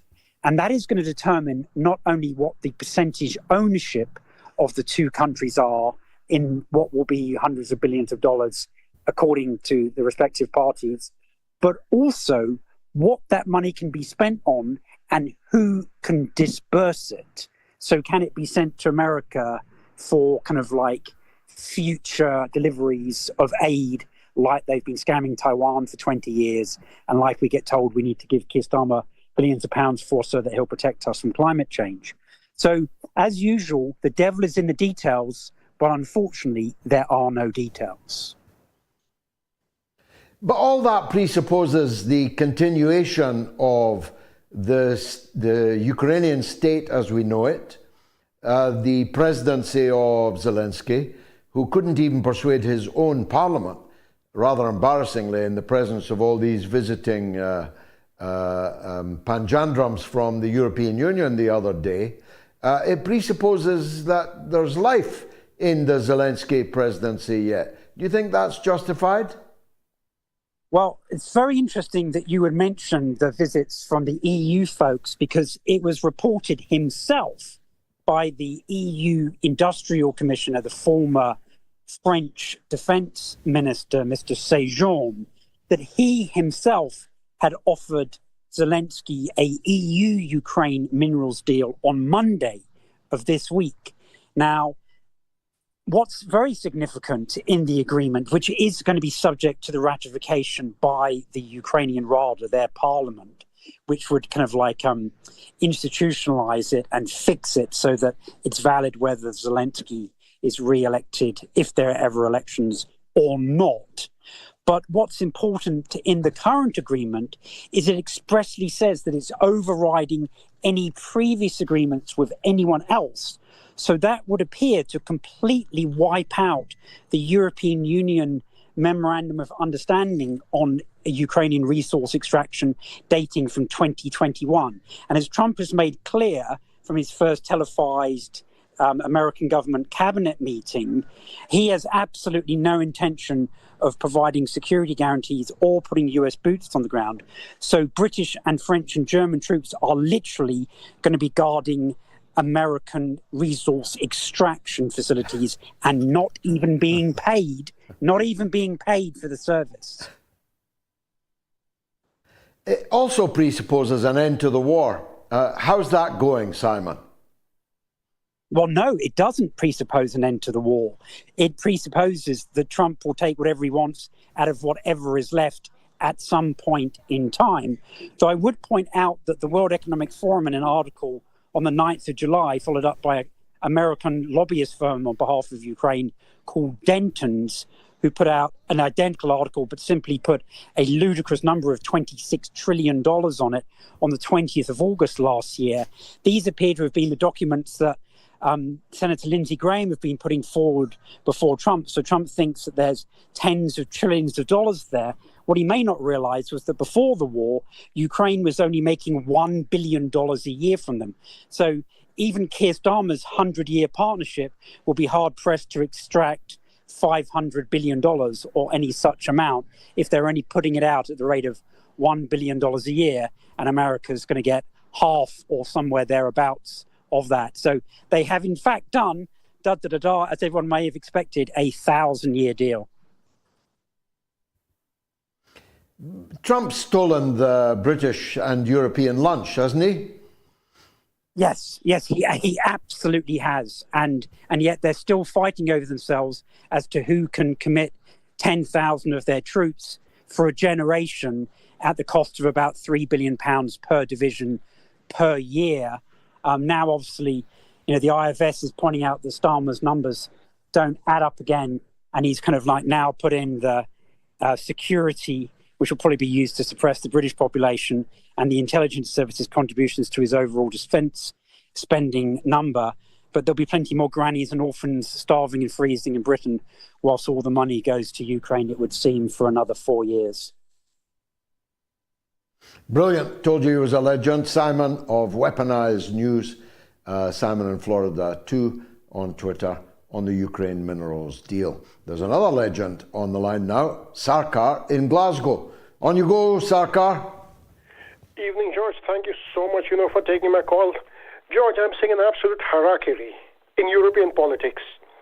For the first time, Russia, America, and including the Chinese are slowly coming on the same page with regards to stopping the war in Ukraine. But the Europeans, led by the Ursula von der Leyen, the Macrons, they want to be the tough guy. Everyone seems to be in the competition to starve their own people and give more and more aid to Ukraine.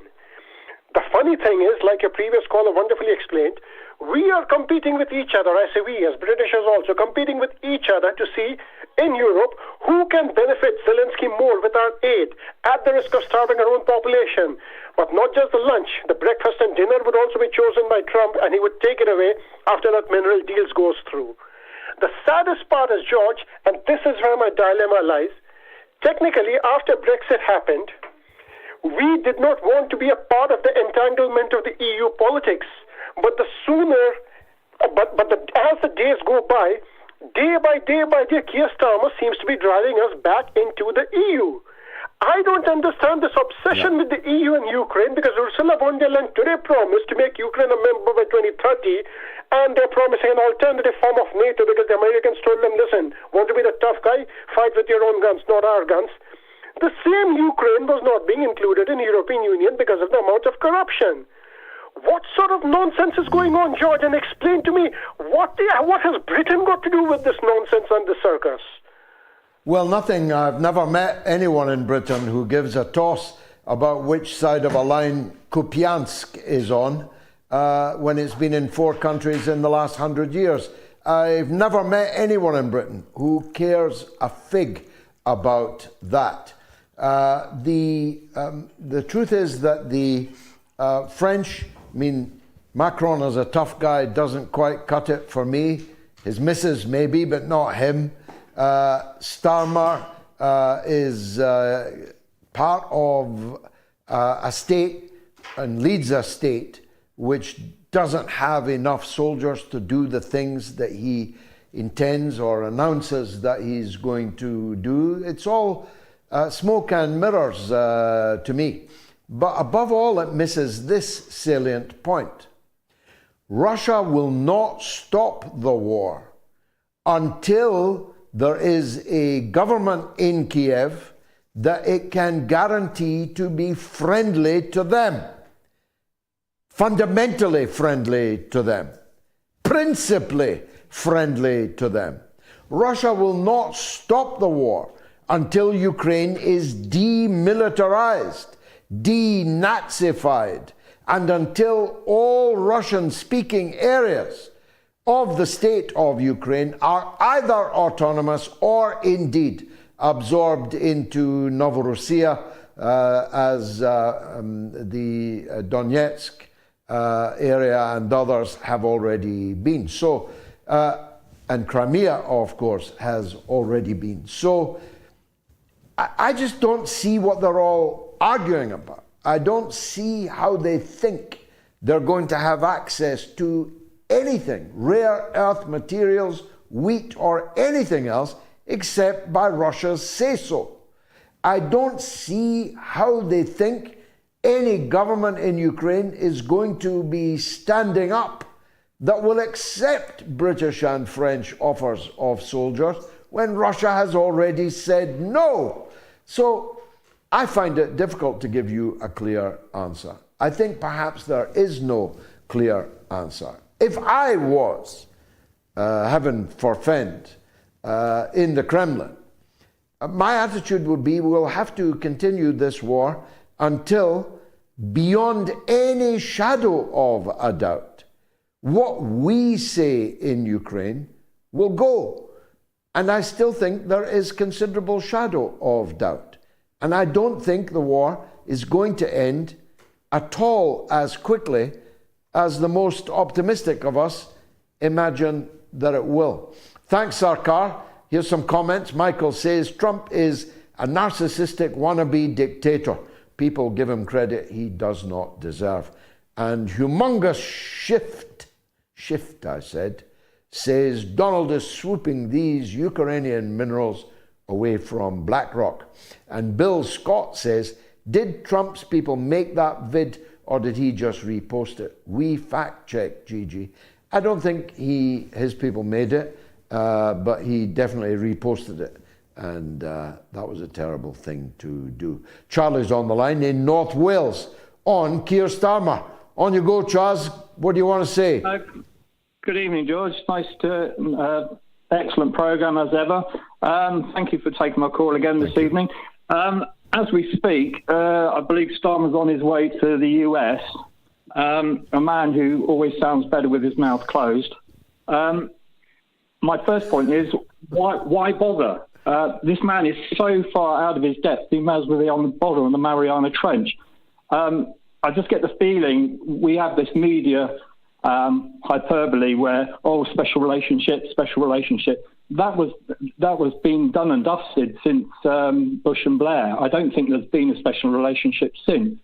So I get the feeling from Trump and his cabinet and Musk that we're completely irrelevant. We don't feature in his plans at all. So why bother? And my question to you, George, is there a special relationship? Because I feel there isn't one.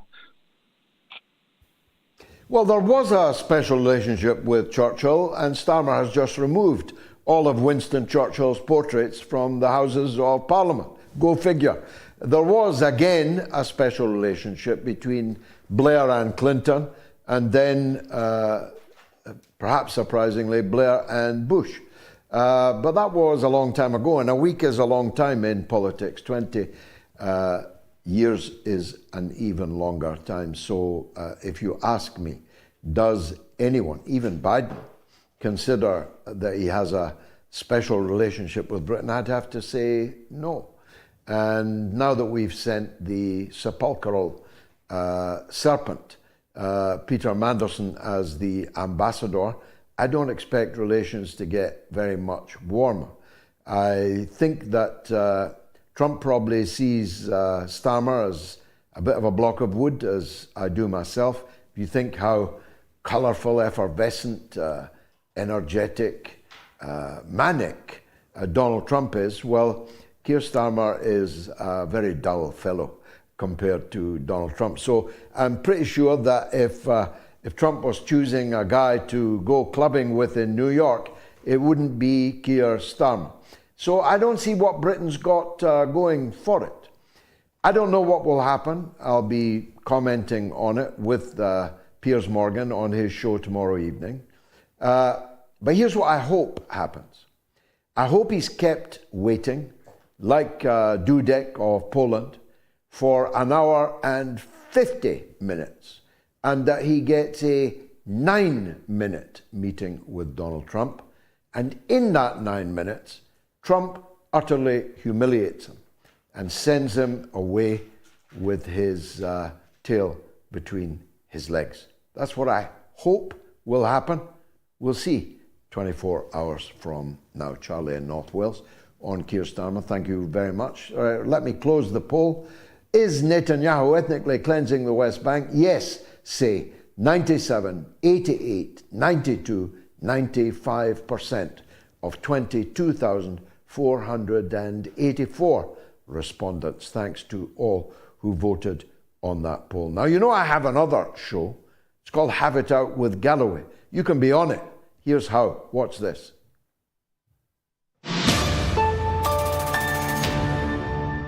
Join me on Have It Out with Galloway. Be on the studio wall. Participate in the debate about the greatest issues of our time. This is the place where we tackle the world's biggest problems and offer some of the world's best answers. You can have your say. Write to me at our website at haveitoutwithgalloway.com and join me here in the studio audience.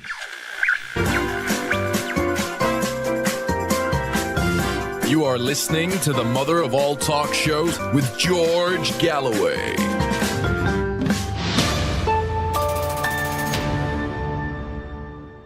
Join me, why don't you? I make the program on Monday afternoon, and you can be on the studio wall. You can be seen as a part of the audience, and you can speak and ask questions, sometimes even a supplementary question. But it goes out on Tuesdays at 7 o'clock on my YouTube channel. Please watch it. Have It Out with Galloway. Julian is in London, but wants to talk about Palestine. Let's hear why. Go ahead, Julian. Hello, George. Sorry if you hear any splashing about listening to you at the same time. Okay. I was Okay, in the West lovely. Bank in 2011. I was in Nablus, and the ethnic cleansing of the West Bank has been going on for a long time, as you know. And I saw a sign next to a road, and it had the American flag on it, which caught my eye. It said U.S.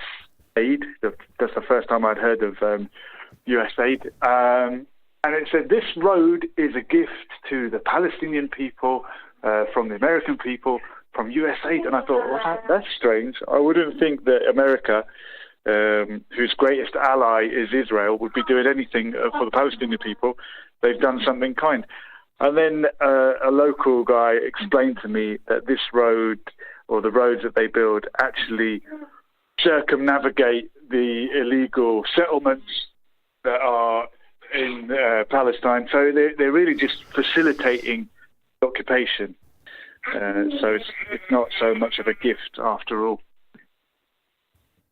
Well, beware of the Greeks bearing gifts, and definitely beware of USAID bearing gifts, although USAID will not be bearing any more gifts because they are all staff of USAID are being given 15 minutes to recover their personal property from their workstations and workplaces before being escorted from the building. So Trump and the Dodge thing that's headed up by Elon Musk is going through them like a dose of salts, faster than a dose of salts, more completely. And a lot of SH1T will be flowing outside thereafter. But I've no doubt that they'll reconstitute USAID, probably under the State Department, under Rubio, and they'll fund projects which are equally reprehensible, just reprehensible in a different way. I don't suppose that the United States is withdrawing from the US aid business. Britain, on the other hand, has just announced a savage reduction in its overseas aid budget in order to pay for the military transfer of military resources to Zelensky in Ukraine. Why anyone, how anyone, could possibly stay in the Labour Party after all that's happened is literally beyond me. Was there anybody who joined the Labour Party to preside over the funeral of the British overseas aid budget? I doubt it. Did anybody join the Labour Party in order to cheer for NATO and jeer at the United States trying to end a NATO war?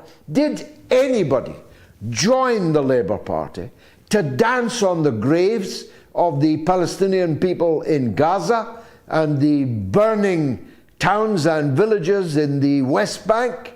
Is there anybody who joined the Labour Party for that? Is there anybody who joined the Labour Party for Keir Starmer? So I can't understand why you're still there. It's too late for you to leave and go anywhere half decent. We certainly don't want you. If you've stayed in the Labour Party this long, you ain't the kind of person that we want. If you've any self-respect, leave the Labour Party and go and stand in the dunce's corner with a dunce's hat on your head and live out the rest of your days in solemn repentance for the crime that you have been a part of. Julian in London, thank you for that. I cut you short only because there's another legend in the house, my good wife Gayatri, with a social media roundup. What's rattling, Gayatri? Oh, this US aid story, I can't get over how funny it is, how yesterday it was the Standard establishment, the second day it's out of business. But as you said, it will come back in one way or the other. Torwin says, aid, aka capacity building for regime change or control. It's another form of a Trojan horse, like any other NGO. So this interview with our guest in Shanghai was very fascinating. And it stirred up quite some commentary on the social media, some who sprung up to the defense of Tibet, Taiwan, Xinjiang. Christina Heinz, though, says, you can tell how truly democratic a country is by the standards of essential public services and standard of living of the low paid. And thus, China can be seen as more democratic than Britain is. Yeah, it depends what you mean by democracy. And our democracy, such as it was, is fast disappearing. We can choose which party is in government, but we can't choose which policy that government will pursue, because both of them pursue the same policies. So you can change the government, but you can't change the policy that the government will follow. In China, you can't remove the government, but you can change the policy. So which is the more democratic of that? We used to have multi-party elections, but increasingly now we don't. They're rigged elections, or the guy that wins the elections finds them cancelled by a judge and then gets arrested in the street in broad daylight on his way to file his presidential nomination forms. How democratic is that? I could get arrested at the end of this show for something I've said on this show. How democratic is that? How much free speech does that constitute? And how is that better than the situation in China? At least in China, life's getting better for people. In Britain, life is getting considerably worse. What else have you got, Gayatri? Better and without any warmongering. So Paul Brown, I want to follow up on that, says, for the last 40 years in our country and the USA has been fashionable to asset strip and destroy the large companies which once formed the bedrock of the economy. I will leave it to others to offer an opinion of what the motivation was for this action.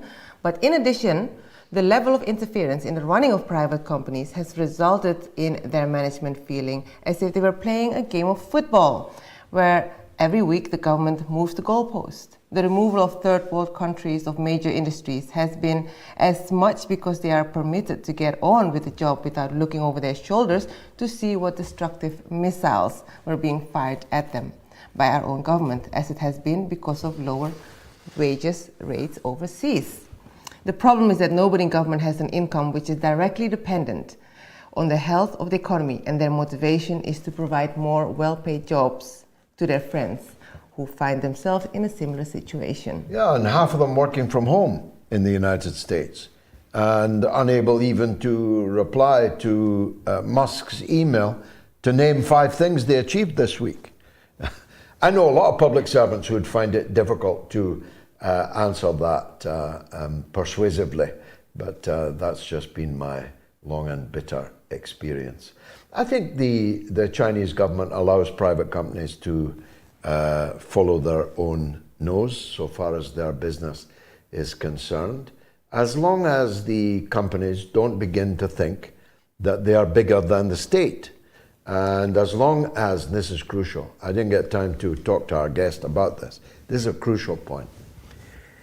No doubt in business there's bribery and corruption, but in China, if you are found to have corrupted a Communist Party official, a government official, then that official will be summarily executed and his family will be charged for the bullet that went through his brain.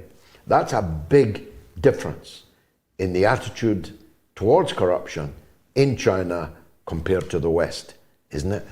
Yep, very big difference. Now moving on to the other side, Ukraine, Russia. Stephen Mulholland says, I actually think that Ukraine is more of a security threat to Britain and European security than migrants arriving on dinghies. Ukraine are trying to create false flag attacks to try and stop peace talks. The latest Western-backed terrorist attack was on the Russian consulate in Marseille, France. A lot of weapons that we have sent to Ukraine have somehow ended up being sold to any country that hates Russia or Al-Qaeda, ISIS. Without a doubt. I mean, you're too young to remember, but we once had a big influx of Kosovans into Britain. I promise you they were the least popular people in the land by a distance.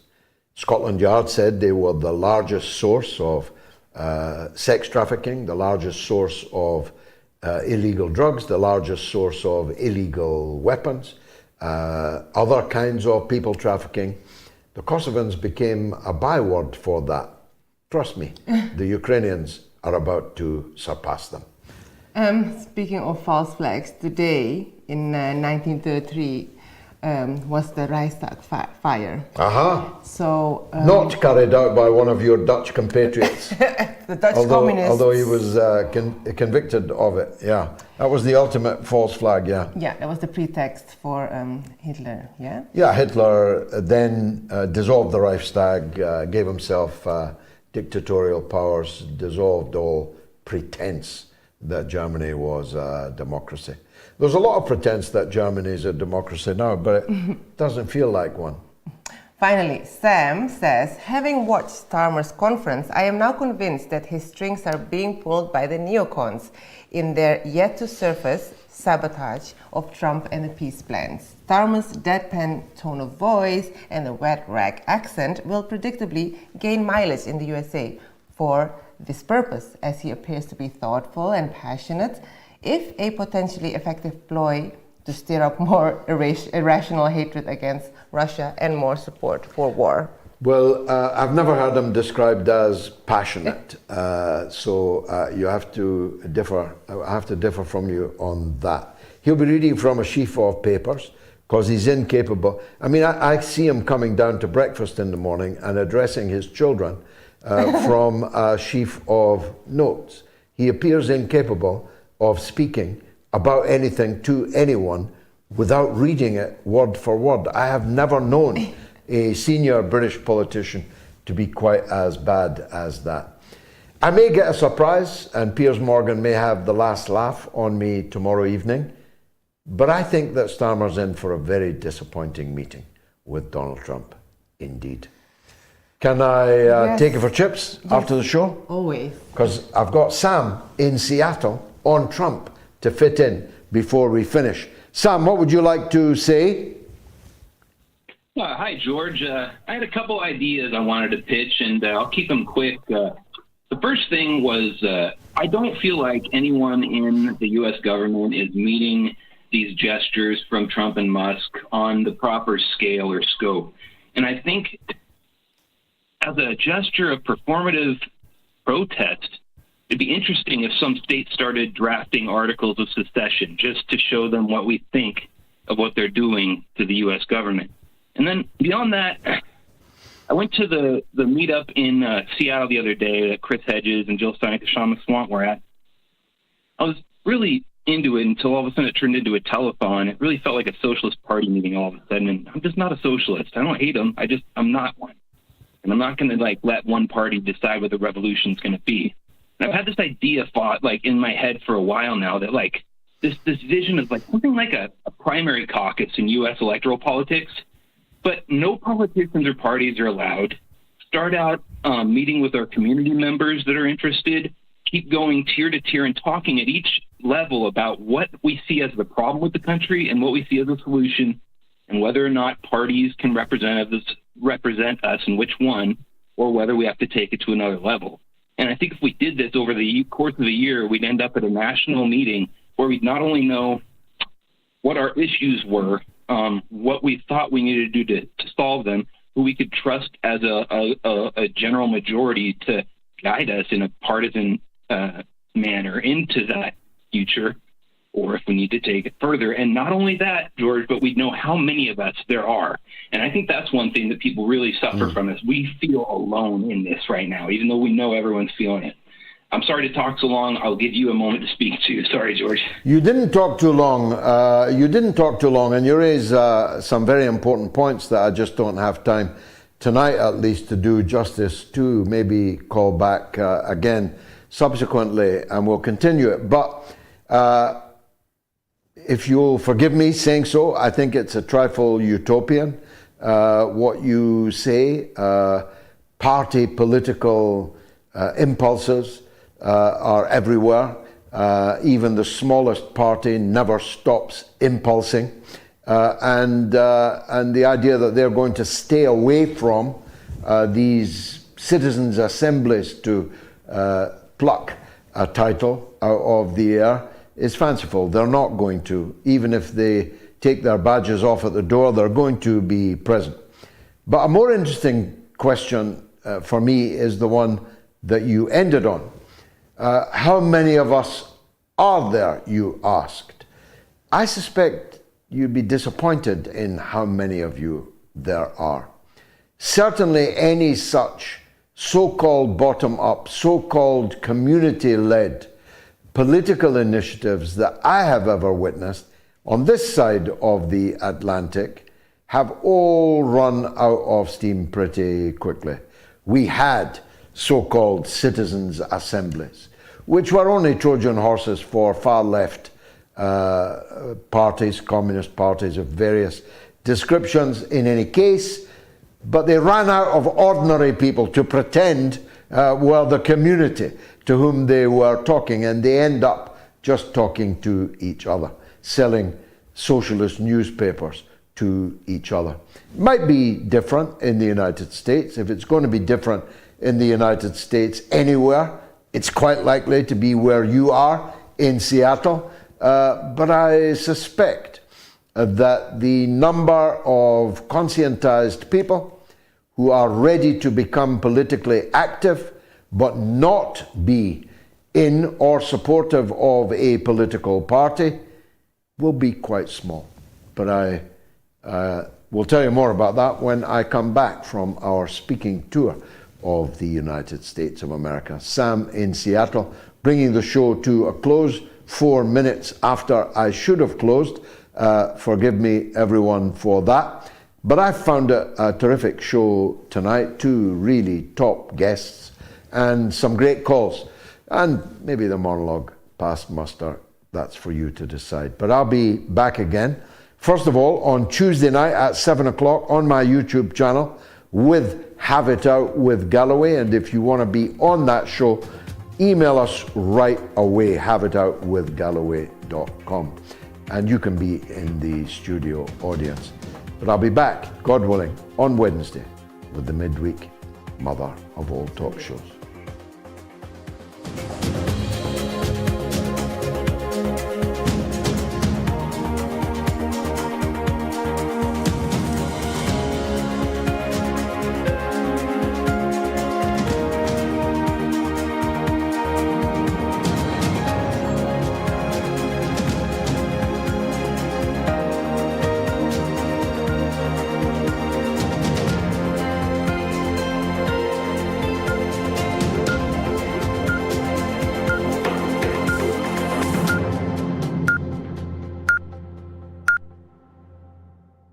It's the mother of all talk shows.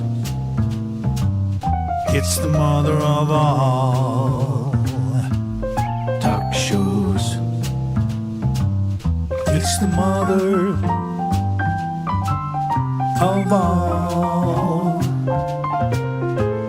talk shows. Go get 'em, George.